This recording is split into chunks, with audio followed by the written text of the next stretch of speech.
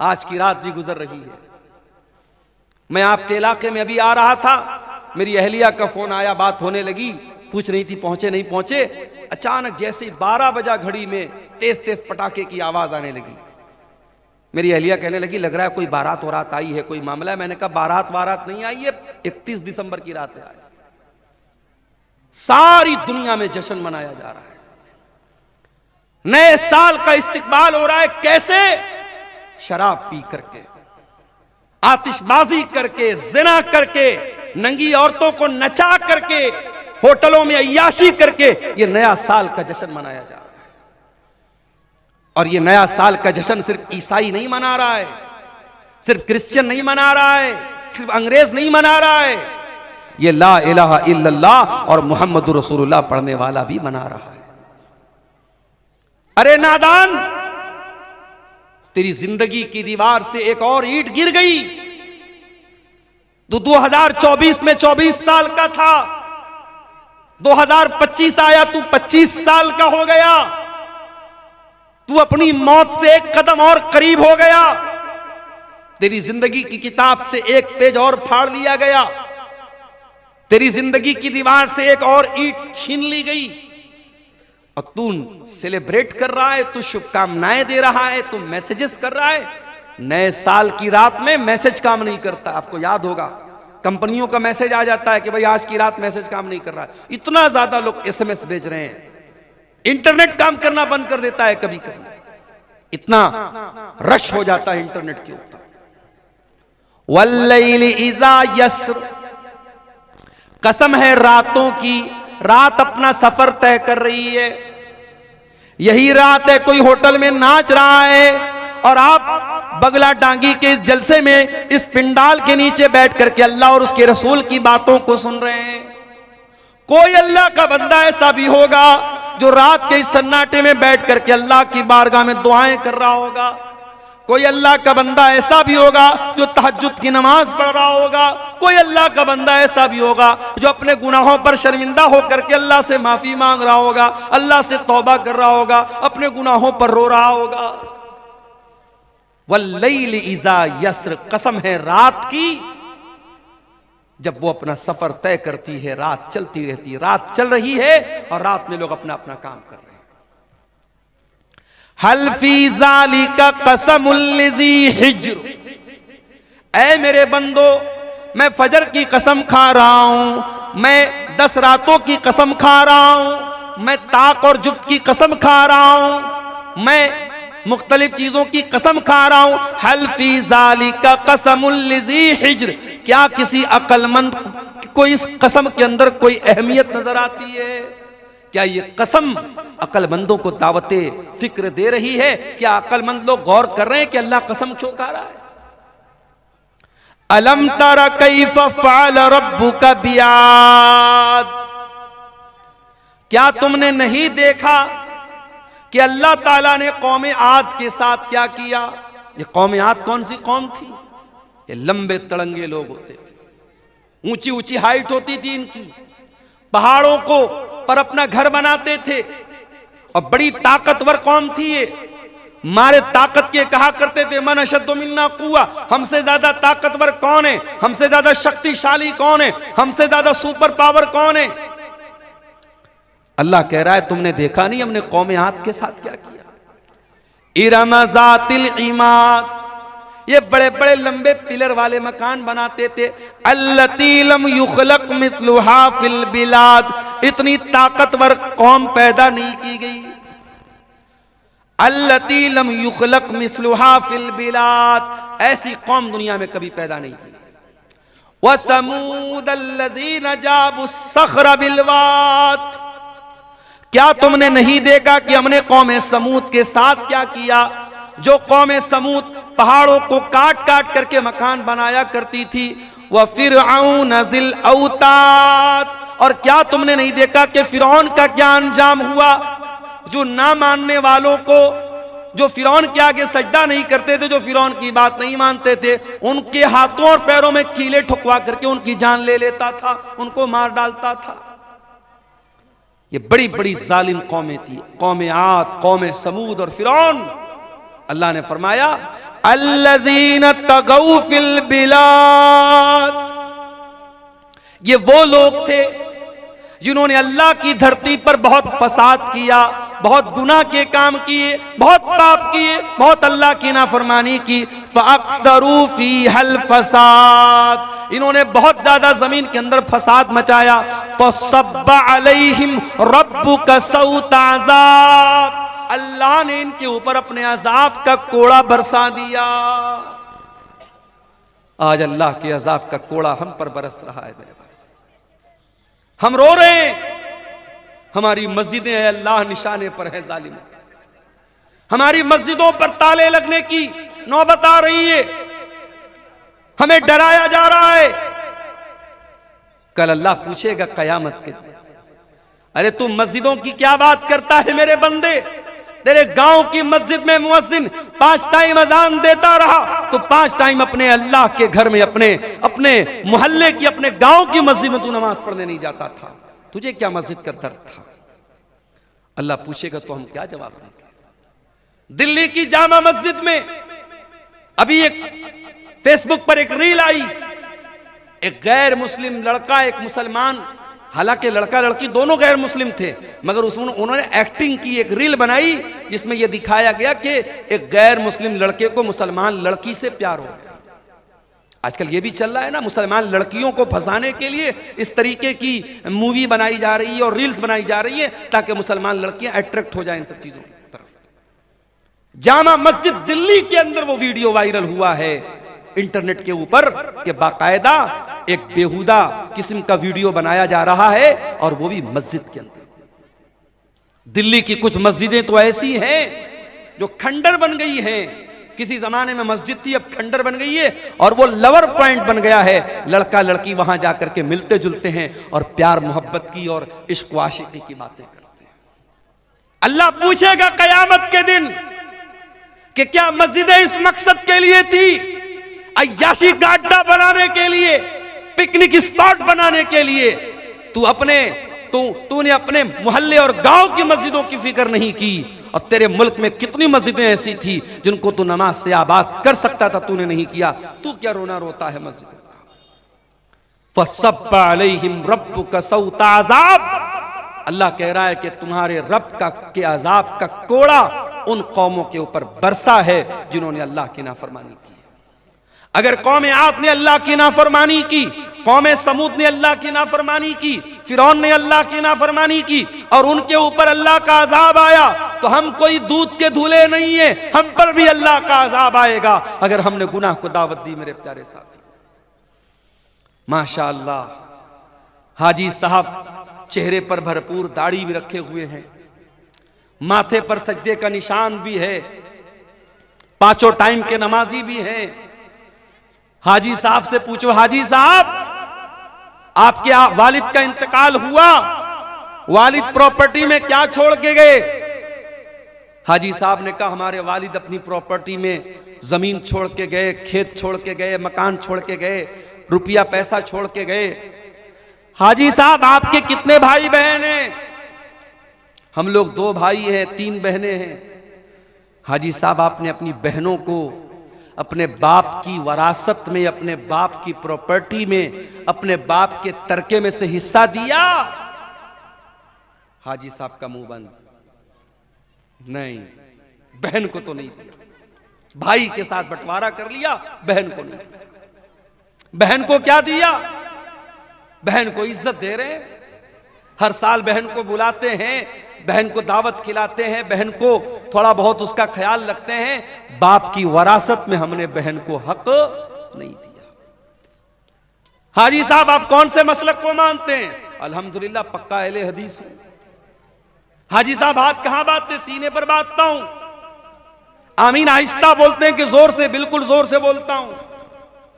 हाजी साहब नमाज में खड़े होते तो पैर से पैर मिलाते कि नहीं मिलाते? बिल्कुल मिलाता हूं, मैं अहले हदीस हूं, पक्का अहले हदीस हूं।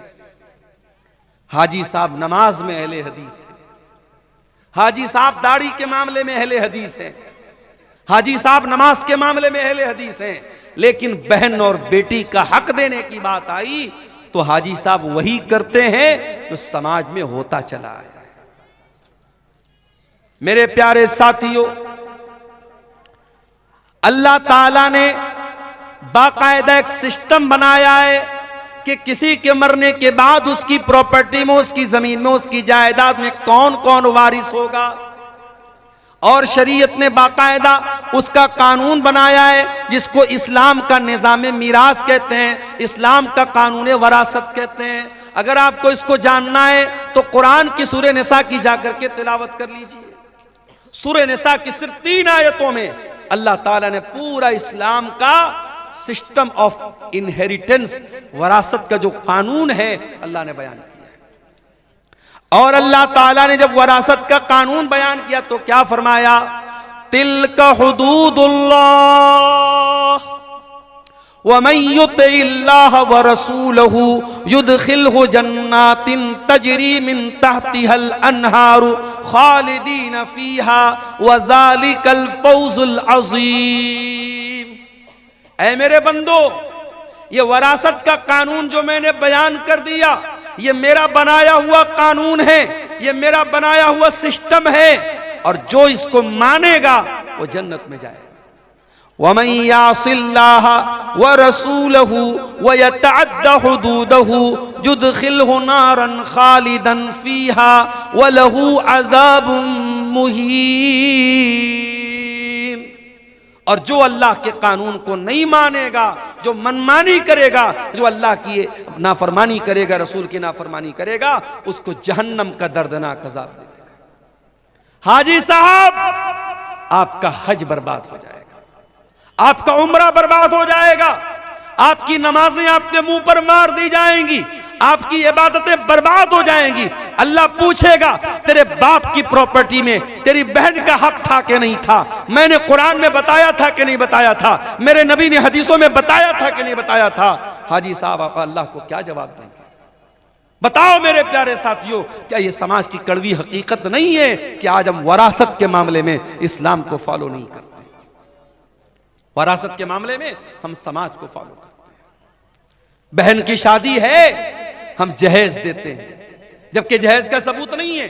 बेटी की शादी हम जहेज देते हैं जबकि जहेज का सबूत नहीं है। और जब वरासत की बात आती है तो हम कहते हैं, अरे हमने तो लड़की की शादी में इतना जहेज दिया था। जहेज जो कि गलत चीज है, उसको बुनियाद बना करके इस्लाम का जो वरासत का कानून है उसकी हम मुखालफत करते हैं। मेरे प्यारे साथियों, ये दौरे जाहिलियत का तरीका था। जब वहां बाप मरता था तो जो छोटा बच्चा होता था, जो यतीम बच्चा होता था, जो छोटे भाई होते थे, उनको जमीन जायदाद में कोई हक नहीं मिलता था। जो बड़े लोग होते थे, जो पावरफुल होते थे, वो जमीन जायदाद पर कब्जा कर लेते थे। इस्लाम का कानून तो इतना सख्त है, अगर मरने वाले का कोई बच्चा उसकी बीवी के पेट में पल रहा है, मरने वाले का जब इंतकाल हुआ, एक लड़का 60 साल का था, उसका एक लड़का 40 साल का था, उसका एक लड़का 30 साल का था, उसका एक लड़का भी उसकी बीवी के पेट में है। मैं मिसाल दे रहा हूं एक। शरीयत क्या कहती है? बाप मर गया, उसका अगर कोई बेटा 60 साल का भी है, कोई 40 साल का भी है, कोई 30 साल का भी है, कोई उसकी बीवी के पेट में अभी पल रहा है, जब वो बच्चा पैदा होगा तो जितना हिस्सा 60 साल वाले को मिलेगा, जितना हिस्सा 30 साल वाले को मिलेगा, जितना हिस्सा 20 साल वाले को मिलेगा, उतना ही हिस्सा, उतना ही हक उस बीवी के पेट से पैदा होने वाले बच्चे को भी मिलेगा।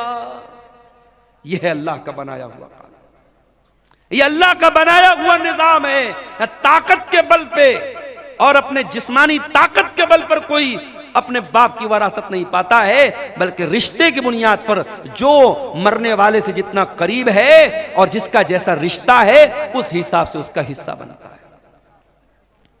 और आगे बढ़िए, इसी समाज में हम देखते हैं, लड़की पैदा हुई, बाप की पेशानी पर बल पड़ गए, ये लड़की कहां से आ गई?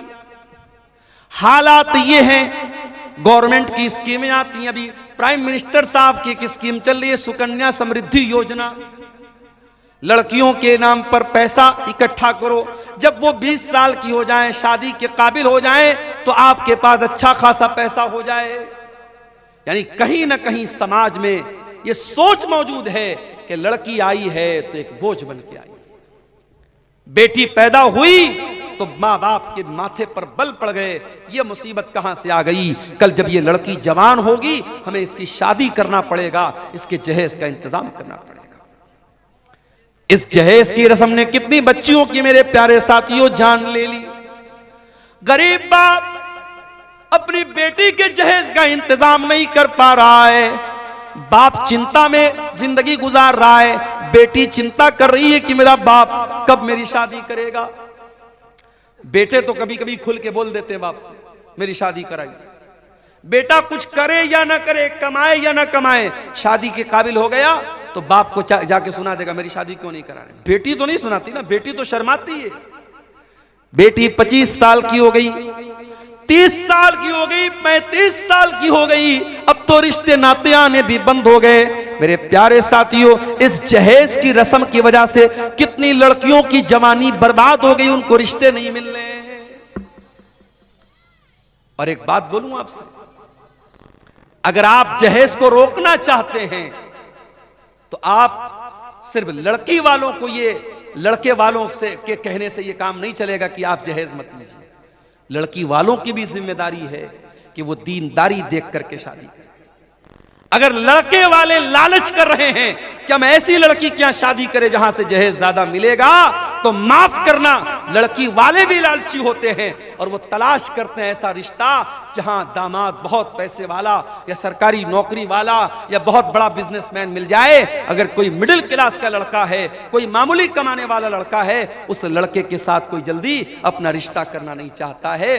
ताली दोनों हाथ से बजती है मेरे प्यारे साथियों। जहेज की इस गंदी रस्म के लिए सिर्फ लड़के वाले दोषी नहीं हैं, लड़की वाले भी दोषी हैं। अगर लड़के वाले मोटी रकम, जहेज के नाम पर मोटी रकम तलाश कर रहे हैं, तो लड़की वाले भी उसी हिसाब से दामाद तलाश कर रहे हैं। अल्लाह के प्यारे नबी ने क्या फरमाया, इज़ा खतब इलैकुम मिम्मन तरज़ौन दीनहु व खुल्क़हु, जब तुम्हारी लड़कियों के लिए ऐसा रिश्ता आ जाए, लड़का दीनदार है, लड़का बाखलाक है, फज़व्विजूहु, तो तुम अपनी लड़की की शादी उससे कर दो। देखो अल्लाह के नबी ने 4 बेटियों की शादी की। मालूम है आपको, नबी की 4 बेटियां थी। सबसे बड़ी बेटी का नाम क्या था, कोई बता सकता है? इधर से कोई बताए नबी की बड़ी बेटी का नाम। बोलो भाई, सो गए क्या? मालूम है नबी की बड़ी बेटी का नाम? ज़ैनब। नबी की बड़ी बेटी का नाम ज़ैनब। और दामाद का नाम, ज़ैनब के शौहर का नाम बोलो, नहीं मालूम? क्या तकरीर सुनते हैं आप लोग?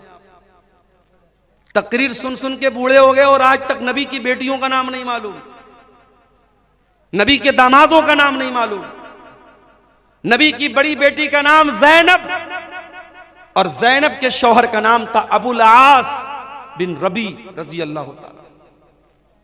नबी की दूसरी बेटी नाम था रुकैया, उनके शौहर का नाम उस्मान गनी।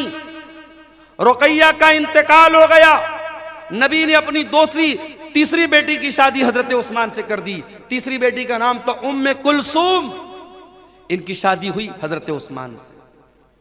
दुनिया में हजरत उस्मान इकलौते ऐसे इंसान हैं जिनकी शादी में, जिनके निकाह में नबी की 2 बेटियां आई हैं। और रुकैया, उनकी भी शादी हुई और रुकैया का जब इंतकाल हुआ तो उम्मे कुलसूम की शादी हजरत उस्मान गनी से। और नबी की सबसे छोटी बेटी, चौथे नंबर की बेटी का नाम था फातिमा, उनकी शादी किससे हुई? हजरत अली से। मेरे प्यारे साथियों, नबी ने अपने बेटियों के रिश्ते करने में दीनदारी देखी है। नबी ने रुपया पैसा नहीं देखा है, नबी ने जमीन और जायदाद नहीं देखी। आपने सबसे लाडली बेटी, सबसे छोटी बेटी हजरत फातिमा का जब निकाह तय किया हजरत अली के साथ, हजरत अली के पास कुछ भी नहीं था। आपने अली से पूछा, क्या अली तुम्हारे पास क्या है? कहा, अल्लाह के नबी मेरे पास एक घोड़ा है, एक ज़रा है। आपने कहा कि घोड़ा अपने पास रखो, ज़रा बेच दो। ज़रा बोलते थे लोहे की एक ड्रेस होती थी जो जंग के मैदान में लोग पहनते थे। अल्लाह के नबी के हुक्म से हजरत अली ने वो अपनी ज़रा बेच दी, जिसको उस्मान गनी ने 380 दिरहम में खरीदा। और उसी पैसे से अल्लाह के नबी ने हजरत अली से कहा कि मेहर का इंतजाम करो, क्योंकि हजरत अली अल्लाह के नबी के दामाद भी थे और हजरत अली किसके बेटे थे? अबू तालिब के बेटे थे। और अबू तालिब कौन थे? नबी के चचा थे। तो नबी ने अपने चचा के इंतकाल के बाद हजरत अली को अपनी परवरिश में ले लिया था। तो हजरत अली के गार्जियन भी अल्लाह के नबी थे, तो इसलिए आप हजरत अली के बाप की हैसियत से भी ये शादी करा रहे थे। आपने हजरत अली से कहा तो मेहर का इंतजाम करो। और उसके बाद चूंकि नई गिरस्ती थी, नया घर बनाना था, हजरत अली के पास कुछ नहीं था, तो अल्लाह के नबी ने हजरत अली ही के पैसे से एक तकिया खरीदा, एक चादर खरीदा और एक पानी का बर्तन मशकेजा, ऐसी जरूरत की 4-5 चीजें खरीदी हैं। कुछ लोग इसको जहेज का नाम देते हैं, माफ कीजिए ये जहेज नहीं था, ये हजरत अली ही के पैसे से अल्लाह के नबी ने इसको लिया था और अपनी बेटी को दिया था। नबी ने रिश्ते में क्या देखा? दीनदारी देखी है मेरे प्यारे साथी। वल्लाह आज मेरे पास ऐसे नौजवानों के भी फोन आते हैं जो बड़े दर्द के साथ और बड़ी तकलीफ के साथ कहते हैं कि मौलाना आज हमारी शादियां नहीं हो रही हैं, अच्छे रिश्ते नहीं मिल रहे हैं, क्योंकि हमारे रिश्ते इसलिए रिजेक्ट हो रहे हैं क्योंकि लड़की वालों को लखपति और करोड़पति रिश्ते चाहिए, आला शानदार मकान चाहिए, सरकारी नौकरी चाहिए। हम दीनदार हैं, हम नमाजी हैं, हम बाखलाक हैं, हम तकवा के रास्ते पे चल रहे हैं, मगर हमें कोई बाप अपनी बेटी देने को तैयार नहीं है। मेरे प्यारे साथियों, जहेज की इस गंदी रस्म को अगर खत्म करना है तो हमें और आपको रिश्ते नाते में दीनदारी को लाना